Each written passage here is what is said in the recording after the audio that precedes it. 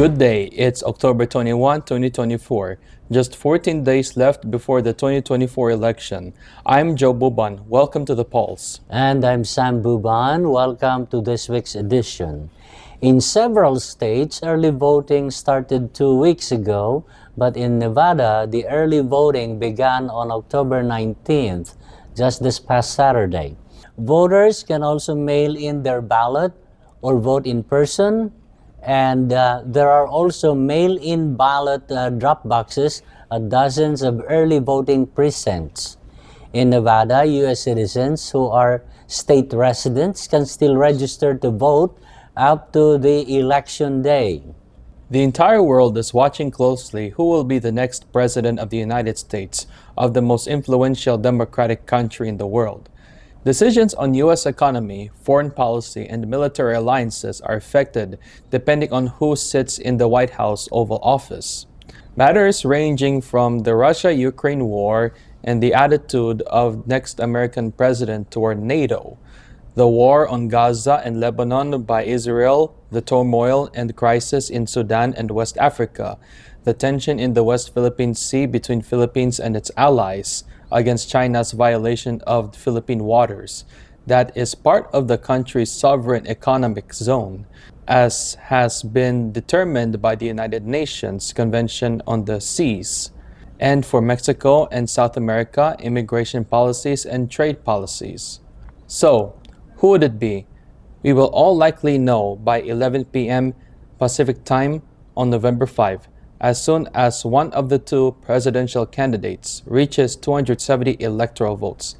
In our weekly explainer, The Road to 270, there are now just 7 states at play. 7 states up for grabs in order to win the U.S. presidency. If Kamala Harris takes Wisconsin, Michigan, Pennsylvania, she will reach 270 electoral votes. But if she loses in one of them, of those 3 states, Harris will have to win Arizona and Nevada, and will need more than Arizona and Nevada if she loses Pennsylvania. That means Kamala Harris will need also to win either in Georgia or in North Carolina. Here's a scenario map on how Kamala Harris wins. Blue for Harris, red for Trump. If she wins Michigan, Pennsylvania, and Wisconsin, she reaches 270. Here's that electoral map. What's this?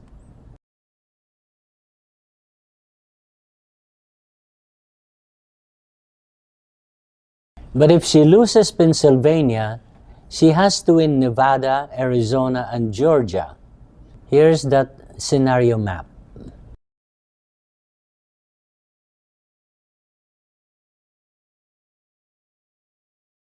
But if she only loses in Wisconsin, she will only has to win Arizona and Nevada to reach 270 votes, electoral votes.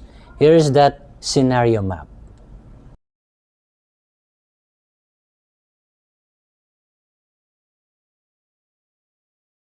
In our Nevada state scene, the Miss Phil-Am Nevada USA pageant was held Saturday, October 19th at Sam's Town Hotel and Casino.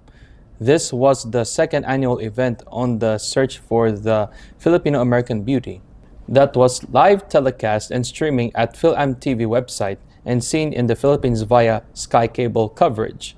Other categories during the same event included Miss Teen Phil-Am Nevada, Mrs. Phil-Am Nevada, and Miss Senior Phil-Am Nevada. And here you will see in our screen as we show the winners who were crowned last Saturday.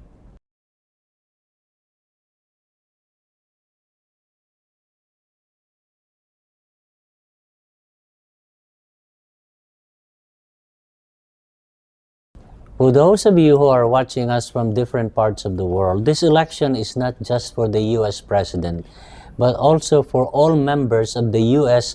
House of Representatives and almost half of the U.S. Senate, who are up for election.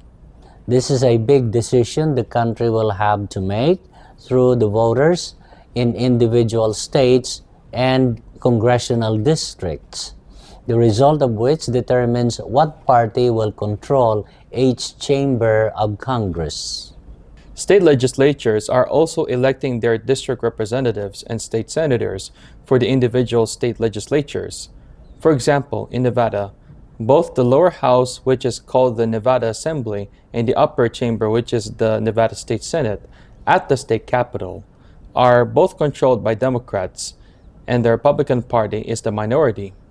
These state legislatures are equally important as the laws for the state are made through these legislatures.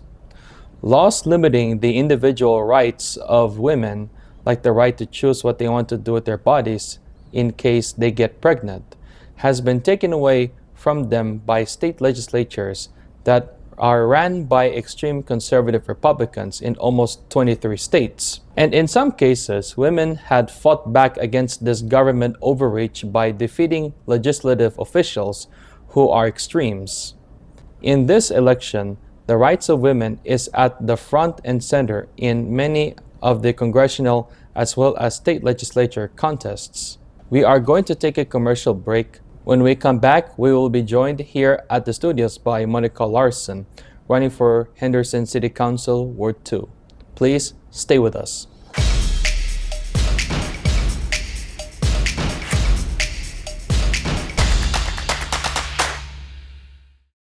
For 30 years, Sharifa Wahab has called Las Vegas, Nevada home.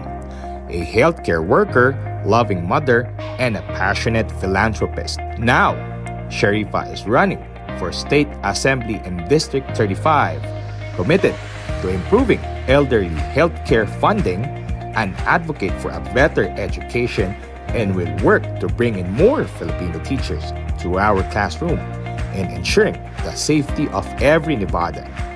Vote Sharifa Wahab for Assembly District 35. Sharifa Wahab for Better Nevada.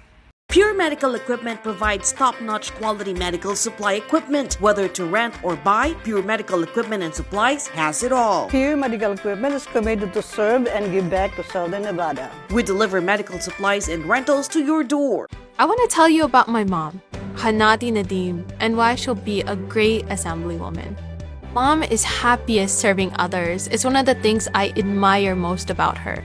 She'll work all day in our family's business and still be there for my siblings and me. She has this amazing ability to bring people together and find solutions to hard problems. A vote for my mom, Hanadi Nadim, is a vote for an assemblywoman who cares about people and who will never stop working for you.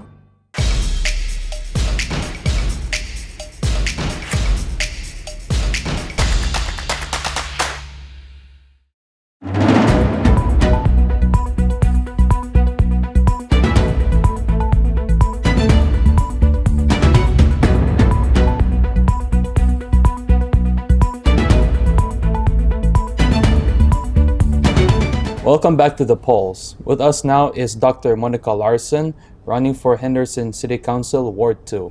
Dr. Larson, welcome to The Polls. Thank you so much for having me. Yeah. Before we get into the questions, please tell us a bit about yourself. Well, I am a transplant from California.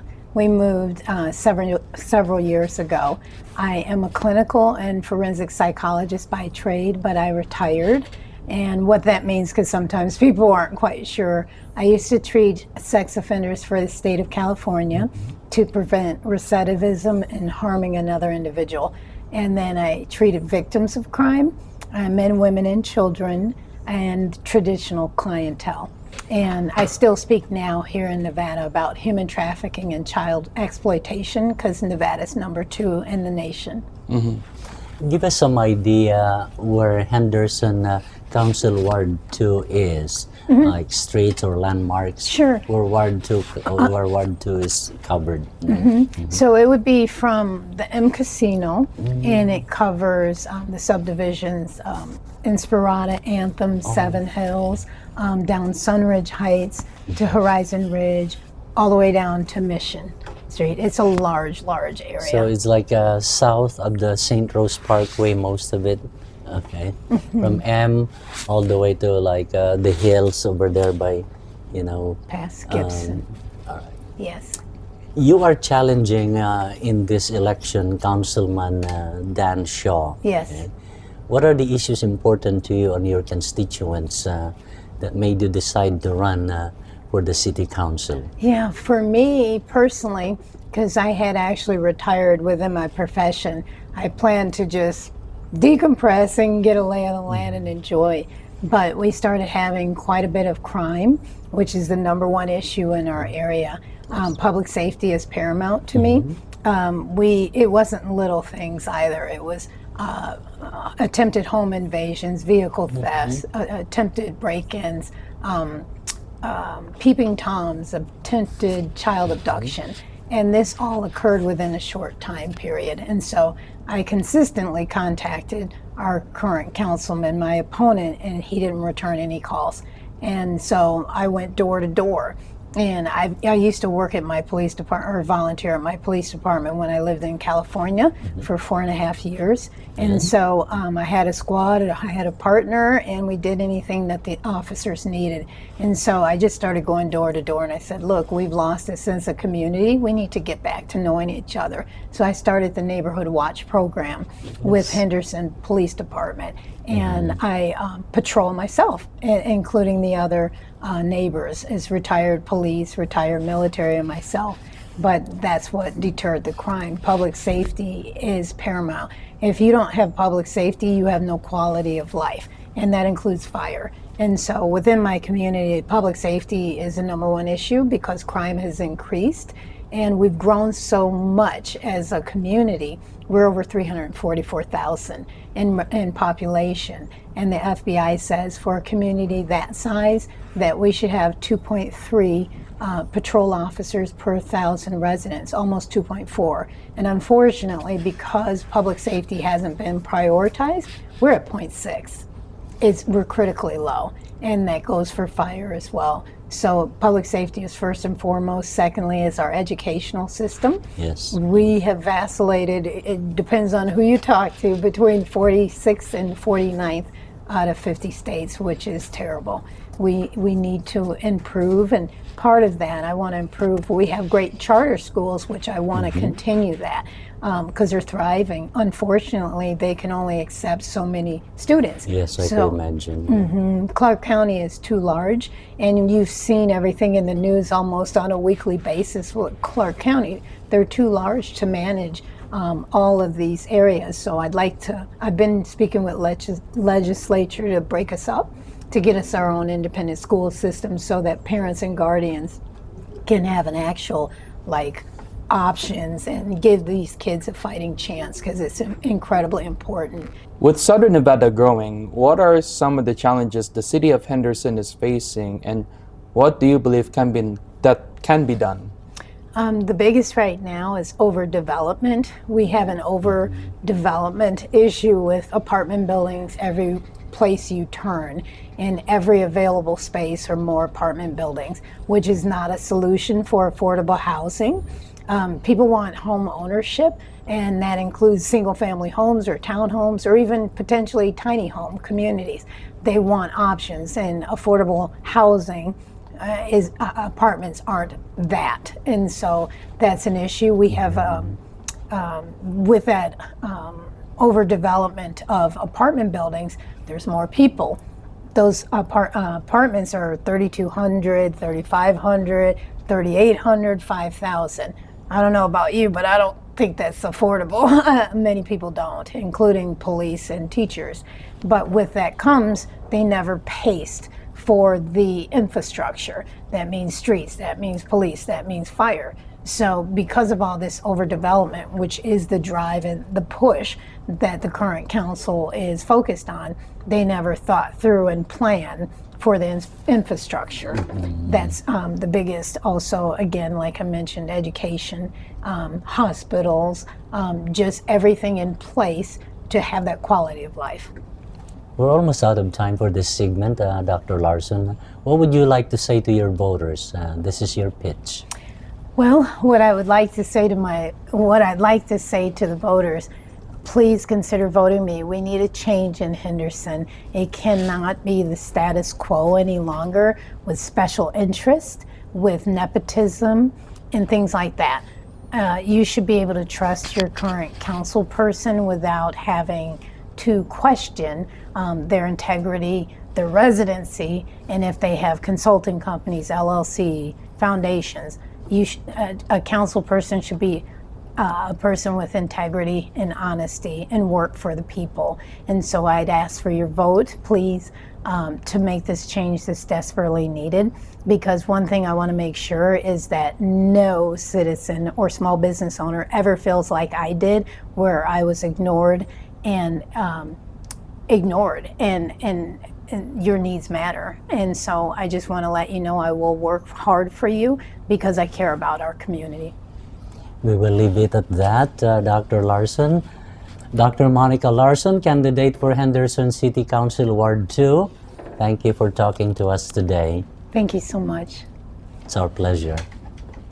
In our world news, Al Jazeera reports that China expelled from the area a Japanese Coast Guard vessel that Beijing claims had encroached into China's territorial waters near the Diaoyu Islands, which Japan calls the Senkaku Islands.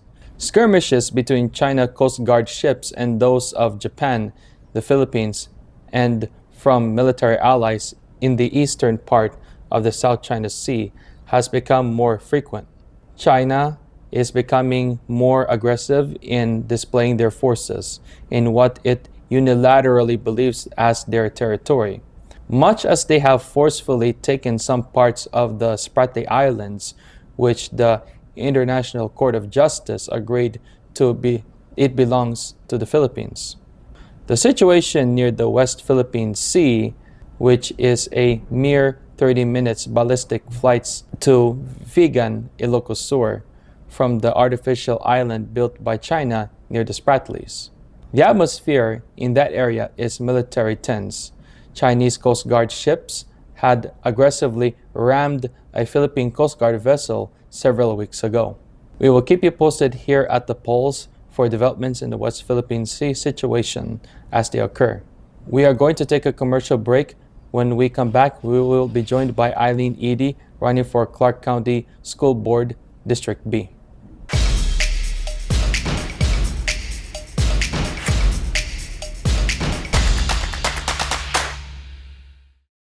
For 30 years, Sharifa Wahab has called Las Vegas, Nevada home.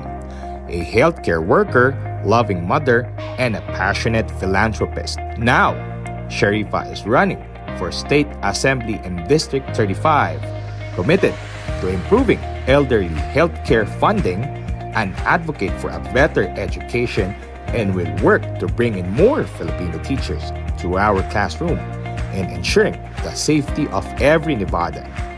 Vote Sharifa Wahab for Assembly District 35. Sharifa Wahab for Better Nevada.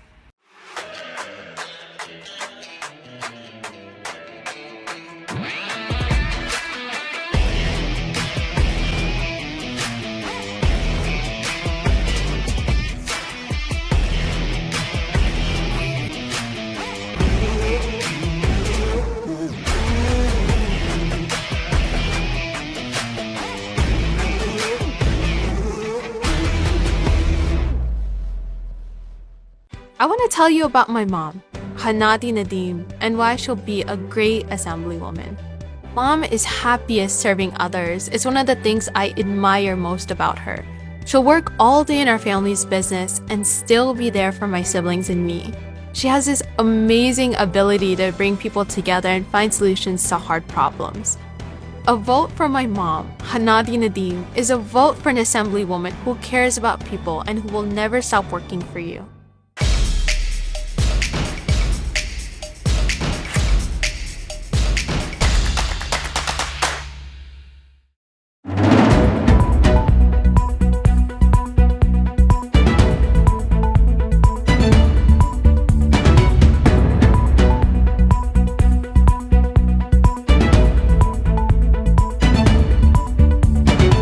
Welcome back to the polls. With us now here at Film TV Studios is Eileen Eady. She's running for Clark County School Board, District B. Miss Eileen, thank you for joining us today. Thank you for having me. It's a pleasure to be here. It's wonderful having you talk to us today. First, before we go into the question, tell us, our viewers, a bit about yourself first. Sure. My family's been here for 10 years, just my immediate family, myself, my husband, my kids. But my other family's been here for 20 years. So we settled into the Valley on purpose, right? We came out here on our own. I'm a former classroom teacher. I taught school for 15 years. I taught in 5 different states. I was dually licensed in 4 different states. Wow. And so I believe that we can work together and make Clark County School District amazing. You know, we have some great resources. And so I'm running because I would like our community to have a voice, you know, that's really involved. And where are you originally from? Oh, kind of all over, but I'm originally from Indiana. Okay. And then we moved here actually from the East Coast. I see, okay. Well, tell us where exactly, give us some landmarks or streets where District B is. Sure. District B is basically the entire north part of the city. It kind of starts about Ann Road, Lone Mountain, and it's north of Ann Road and Lone Mountain. So it includes Aliante, it includes parts of North Las Vegas, Mount Charleston, Moapa, Mesquite, and Indian Springs, as well as Centennial Hills and that whole area, Sky Canyon. So it's a huge area. It's the entire north part of the county. That's like the picture for Congressional District 4. It is. It's a lot like that, yeah. Yes. So tell us the difference how charter school works versus a regular school. Okay, I will do that. I'm running for trustee of the Clark County School District. So all of the schools in Clark County School District are managed and operated by the Clark County School District. Charters are independently operated. They don't fall under the jurisdiction of the school district. They fall under the jurisdiction of usually their board. They usually have a board of directors that they fall under. So it's not a public school in the way that it's not managed by the school district. They do work in tandem with the school district and funding goes there. What I would love to see though is that we don't need charter schools, right? I would love to see every kid here get what they need so that families don't see a need to go to the charter schools. Yes, and while private-owned schools, like especially if they're religious owned, they're privately owned by them, and then the person who goes to the school, the family has to pay for it's the not school. Publicly funded. Yeah. It's private. What kind of issues or ideas you wanted to work on if you become part of the board of trustees for the school district? Sure, thanks for asking. I would like to see open communication with the community. We seem to have issues finding information, getting information, especially in my district. The trustee who is supposed to be there actually lives in Nebraska, so she's not here even. So we need to make sure that we're electing somebody who's in the community and a part of that. And that's where I come from. I believe that we have such an amazing, diverse community here in Las Vegas, and I think we can use that, to help make our schools unique and individualized and to reflect the kind of learners that we have here in Nevada. I would also like to see more transparency from the board. The board right now doesn't interact with the community very much, and I think that we definitely need something like that. Our schools aren't just by themselves, our schools are part of the community, right? And so in order to be that part of the community, we need to make sure we're in the community and getting them involved. I would like to see parents get more involved. We have a legislation that was passed that created a school organizational team, and it's kind of almost like a board of directors for the school in a way. Yes. But it's like they get together, they meet, they talk about the budget. But a lot of families don't know about this. They don't know that they can participate in it. And so I would love to see some engagement with that so we can work on that. And we got to get a superintendent that knows our community and that's willing to listen to all of us in Vegas, because we're very different. I could imagine the search for the school superintendent might go beyond the election, or when the new board sits. I didn't realize it. It takes a while to find the right candidate. It does. They've actually delayed it. We were supposed to already have found one, but because of a trustee having to resign because she doesn't live here, and because of the budget issues, the search firm recommended that we delay that search, and so it has been delayed until March. So there's a unique opportunity, though, because we're going to bringing in a new board for the schools, and we're going to be bringing in a new superintendent, and there's some, I think, collaboration that can be done there. You know, we're both the new kids on the block. We can work together and build that camaraderie. Yes, So. and I agree with that part, because in some, in some other positions, they'll say, well, why give that power to select now for people who are already in it's the lame duck sessions. Yeah. It's like that, it's Yeah. like appointing a justice of the Supreme Court 1 month before your term ends. I don't agree with it, though. It is a little bit like that, Yeah. yeah. Well, and I you're right. We're going to have potentially 4 new board trustees next year, and so that's a significant change in leadership. And so I do think waiting for that superintendent to come in is in the best interest of everyone. We are almost out of time for this segment, Ms. Eileen. What would you like to say to your voters out there? This is your pitch. Okay. I hope that you will vote for the teacher that is invested in her community. My kids grew up here. I'm part of this community. I really believe we can make Clark County one of the best school districts in the country. We've got rich resources. We've got a diversity of people. Let's make this happen. I hope that you'll vote for me. I hope I've earned your vote. You can check my website, ediefornevada.com. Don't forget to vote, though. Early voting starts Saturday, so let's all get out there and vote. We will leave it at that. Ms. Eileen Eady, running for School Board of Trustees for Clark County School District, District B. Thank you for talking to us today. Thank you. You're very welcome.